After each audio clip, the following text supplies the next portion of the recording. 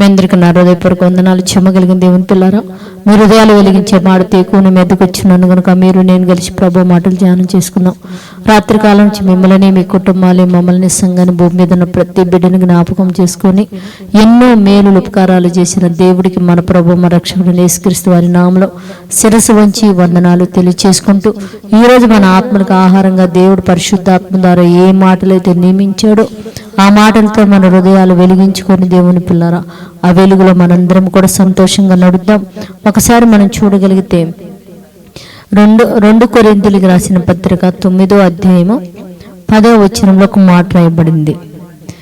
మీరు ప్రతి విషయంలోనూ పూర్ణ ఔదార్యము భాగ్యము గలవారై అగునట్లు మీ నీతి ఫలములను వృద్ధి పొందించును రాయబడింది. దేవుని పిల్లారా, అంటే ప్రతి విషయంలోనంట ఔదార్యము గలవారమై ఉండాలంట, అంటే భాగ్యము గలవారమై ఉండాలంట, మన నీతి ఫలములు వృద్ధి పొందాలంట. దేవుడు ఈ మూడుని మనల్ని కోరుకుంటున్నాడు. ఎందుకంటే ఈ మూడు భూమి మీద మనం కలిగి ఉంటే దేవుని పిల్లలారా, మన వలన 10 మంది బ్రతుకుతారు, మన వలన 10 మంది సంతోషపడతారు.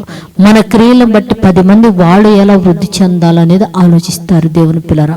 కనుక మీరు ఔదార్యము గలవారై ఉండాలి. ఔదార్యం అంటే దేవుని పిల్లరా, నీ దగ్గర ఉంటే ఎదుటి వారికి ఇస్తావు కదా, వృద్ధి పొందే స్థితి నీ దగ్గర ఉండాలా, అవన్నీ ఫలించే స్థితి మన దగ్గర ఉండాలి. ఈ మూడు మన దగ్గర ఉండాలంటే నిజంగా నిజదేవుడిని మనం తెలుసుకొని ఆయన వెలుగులో మనం నడుస్తున్నప్పుడు మన జీవితాల్లో ఈ ఫలాలు కనిపిస్తాయి. ఈ ఫలాలు మన దగ్గర కలిగిస్తే మనల్ని బట్టి 10 మంది సంతోషంగా బ్రతుకుతారు దేవుని పిల్లరా. అట్టి స్థితి భూమి మీద ప్రతి ఒక్కళ్ళకి కలిగి ఉండినట్లు సహాయం చేయమని ప్రార్థన చేద్దాం. పరిశుద్ధుడా, జీవము కలిగిన మా పరలోకపు తండ్రి, నాయనా నీ కృప కలిగిన నామానికి వందనాలయ్యా.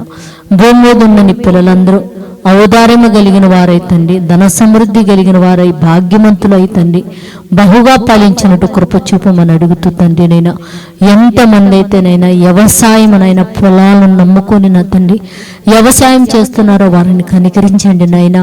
చక్కటి వర్షాలు పడటానికి నైనా చక్కటి పంటలు పండిన తండ్రి, ఇదిగోనైనా వారునైనా ఔదార్యము గలవారైనా తండ్రి, ధన సమృద్ధి గలవారై ఫలించేవారుగా ఉండునట్టు తండ్రి, వారి ఫలాలునైనా భూమి మీద ఉన్న ప్రతి ఒక్కళ్ళు అనుభవించినట్లు సహాయం అనుగురించి మీరు మహిమ పొందమని మా రక్షకుడు నీ కుమారుడు యేసు పరిశుద్ధ నామములో ప్రార్థన అడుగుతున్నాము తండ్రి, ఆమేన్.